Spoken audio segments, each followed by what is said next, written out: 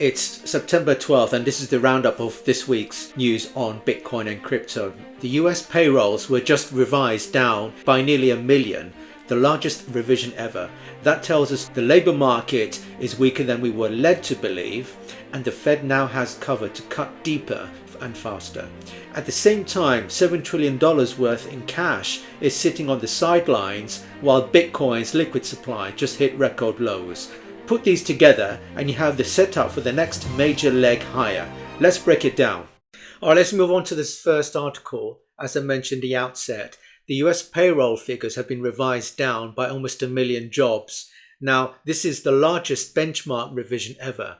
This means that the US labour market was far weaker than actually reported. Confidence in prior data is now in question. Some are even calling it manipulation or even systemic misreporting. It won't be a problem, mind you, if we all had this government data published on a government blockchain, which I think is what President Trump and his administration team are starting to think about and scratch their heads that this could actually help de-risk the fake data, the fake news, which makes sense. Now, what is the implication of this? Well, a weaker labour market dramatically increases the odds of not just earlier but larger Fed rate cuts. The September FOMC, which is like the Fed's central banking monetary committee meeting that they round up every month, could deliver an even bigger drop than expected, even as large as 50 basis points, which is 0.5% rate cut. Now, the impact of every central banks, let alone the Fed, the ECB, the Bank of England or the Bank of Japan, every fund rate cut makes capital cheaper. Historically, that means fresh liquidity flows into risk assets like equities, Bitcoin and crypto, which translates itself into lower yields, which means higher bid for scarce assets. Now, I always make a mention and I use the US as the driving force because at the end of the day, they're the richest nation on earth and with it, the largest financial capital markets on earth. So it's really important to take into consideration when you're starting to, let's say, DCA, or when you decide to add to those existing positions, you need to always take at face value these macroeconomic reports, inflation reports, job reports. They all stack up and give you some clues as to when you should add to those positions at a much cheaper rate. So short term, buy the rumor, sell the news, volatility may happen as a result, but the long-term driver is rates. When you see funds rate cut, that's the best moment to borrow capital to add to those existing positions in your portfolio. That's the message from this. Now, if we move on to the next one on the list, the title says $7 trillion of cash pile that could actually fuel the next crypto rally. Now, massive cash on the sidelines, institutional and retail treasuries create significant demand capacity. If allocation shifts towards digital assets accelerate, inflows could be meaningful relative to current flow. We need to actually watch very closely where that cash actually ends up going, such as ETFs, corporate treasuries, equities, or even tokenized RWAs will determine which parts of the market benefit most. Now, looking on the topic of Bitcoin illiquid supply hitting record of almost 14.3 million, supply tightening is actually real. Record illiquid supply reduces available float and amplifies price moves when demand rises. Now, this structurally supports higher Bitcoin prices over the medium term. Mind you, long-term accumulation reduces velocity. So we need to monitor on-chain illiquid supply metrics as a higher confidence confirmation of sustained bullish adoption. Now, what this is all mean in practice, the demand for digital assets is growing and Bitcoin is leading the pack. So we're having increased demand happening on the one side. Now, on the other side of the equation, the supply is scarce. Bitcoin is the only digital asset that has this infamous 21 million Bitcoins and that. So the message is we're going to be seeing more growth, more long-term accumulation, which will thereby reduce not only the velocity but the volatility. The demand is increasing, but at the same time, the supply is rapidly becoming scarce over time. Now, I want to move on to this other topic on Tom Lee, who is managing partner at the research firm Fundstrat, where he says that Bitcoin can easily get to 200k before year end. So I'll show you the clip and then I'll cover what I'm about to say next. Bitcoin and cryptocurrencies like Ethereum are super sensitive to monetary policy. So I think that September 17th is an important catalyst. Crypto typically does really well in the fourth quarter. So I think Bitcoin can easily get to 200,000 before year end. I know it's a big move. It's almost a double. One of the reasons Bitcoin stalled this year is the Fed's been on pause for 9 months.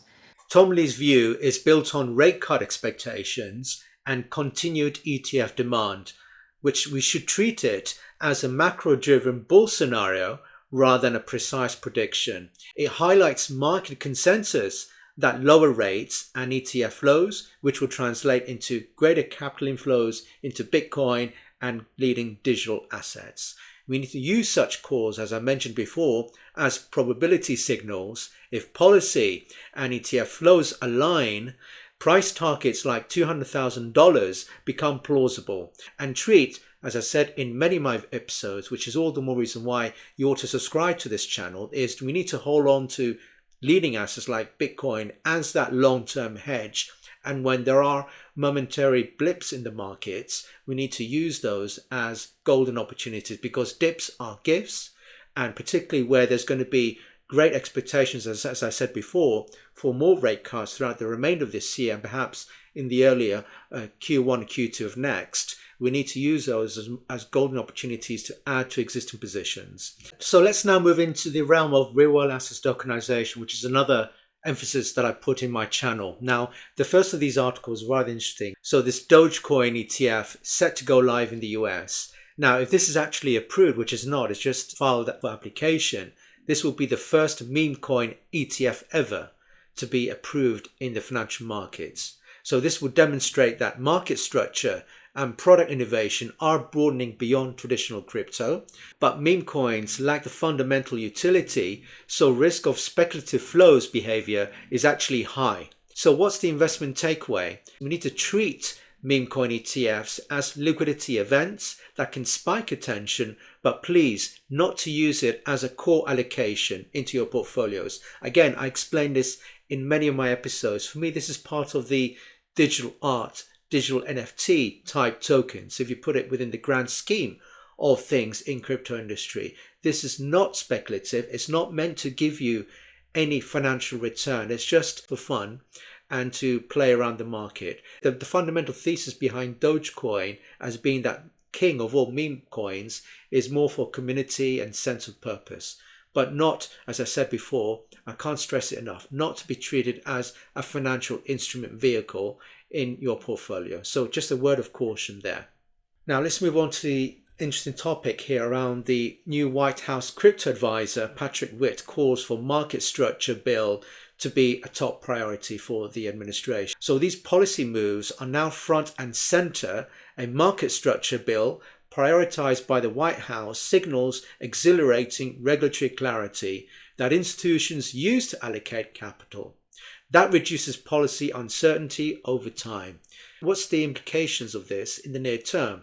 Legislative timelines and bill details actually matter. So we need to watch for those specifics on custody, settlement and capital rules that will shape which crypto product types scale fastest. Now, this is, again, very interesting because we had the US Genius Act, we got the Clarity Act, which is very close for final ratification and approval in the US. It just really reinforces how important it is to actually lay out the legal foundations within which the fintech players can operate and to sustain the base of the crypto industry. It's so important, and I have explained why this is actually very good news, and that's all the reason why this is going to ultimately trigger the tailwinds for the crypto industry in the foreseeable future. So we need to watch this space. So again, another bullish sentiment that we are all heading in the right direction into that 21st century digital economy. Now, this article that talks about, yet again, how much the rest of the tech players out there, the fintech players in blockchain and crypto, is starting to fluster its feathers in trying to innovate and bring in that new product and innovation in the crypto space. So we've got Google unveiling a new blockchain. So this big tech entering base layer and blockchain infrastructure reduces onboarding friction and signals broader tech validation. This can accelerate enterprise real-world asset tokenization coin projects if integration is enterprise friendly. So what would this mean for investors? So we need to watch which ecosystems and token standards Google supports. Developer and enterprise adoption will determine long-term value capture. So as I said before, once the tailwinds have actually started over the regulatory landscape for crypto, we're going to be seeing more of these tech giants and also the rest of the fintech players, blockchain, and the talent and capital, the VCs, all joining in, pulling their capital inflows. And these big tech companies are going to be providing more leverage, more product innovation in the blockchain crypto space. So this is yet again another reason why we need to seriously take this into consideration and start allocating some of our wealth in our portfolios into Bitcoin and crypto. So this is just the signs of the times that we are seeing. Let's move on to another interesting topic. Now we've got the private sector starting to pull their weight into the crypto. Now we're going to see in parallel to that, of course, the public sector, which is what the Fed is trying to do here, where the Fed is preparing a tokenization conference and RWAs on-chain will actually set the value of the digital economy and the digital assets tokens at a new all-time high. So the Fed is convening on tokenization is a material inflection where central banks and regulators are seriously evaluating on-chain RWA, which short-circuits the two-fringe argument. Institutional adoption path, once policy, clearing and custody align, RWA on-chain liquidity could open large institutional capital to tokenized collateral envelopes. Now, I have made several videos in a separate podcast series of mine, which is called RWA Revolution, which I encourage you to watch, where I actively release new videos, interesting RWA coin projects that are rapidly emerging. And we are seeing that there is a lot of momentum in RWA space. We've got the stablecoins, which you're all familiar with, Tether, Circle, and the likes. Now we're seeing other types of RWAs coming into the fold.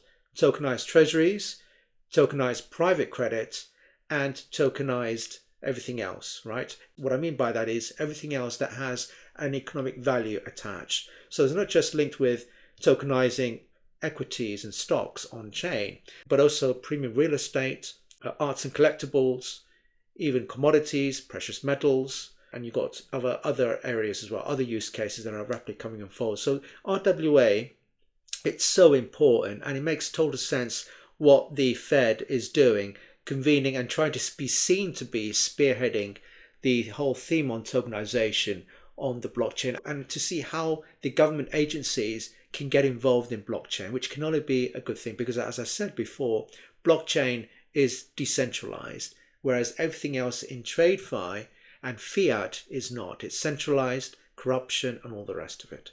So this is very good news. And this leads into the final topic on this same space on tokenization, just to give you a feel as to how much of the future market cap we're going to be seeing as a result. It says here that tokenization of real world assets could amass $16 trillion of disruption thesis. So this figure frames tokenization as that transformational for capital markets. The key takeaway is scale. Tokenization is no longer a niche experiment. It actually targets the plumbing of global finance. So in practical terms, early stage RWA coin projects could capture disproportionate returns if they solve legal, custody and compliance frictions and prioritize those projects with robust institutional onboarding. So again, just to sum up, RWA is here to stay. So together with AI and blockchain, we're going to be seeing those two major disruptors of the 21st century, ever since the internet of the 1990s, if you recall, and then the mobiles in the year 2000. So I can't emphasize enough that we need to do everything we can to really have that reflection, internal reflection, and start allocating some of our wealth into crypto, Bitcoin, and really just sit on it and add to those positions, because you can't go wrong. Because when it comes to passing down that wealth to our future heirs, they're not going to be interested in 20th century physical analog wealth like real estates and all the rest of it. They're going to be interesting digital wealth, those tokenized assets, right? Those coin projects, Bitcoin as a long-term hedge, capital wealth generation, and all the rest of it. So that is the summary that I like to leave you today. There's an awful lot that's going on, and every week I'm going to be showing you these type of formatted crypto-related updates on Bitcoin, RWAs. So if you enjoyed today's episode, please don't forget the like button, to share the video to friends, colleagues, and if you haven't done so already, to subscribe to this channel, because I regularly publish interesting videos such as these, anything to do with Bitcoin, blockchain technology, and the future of finance. So till next time.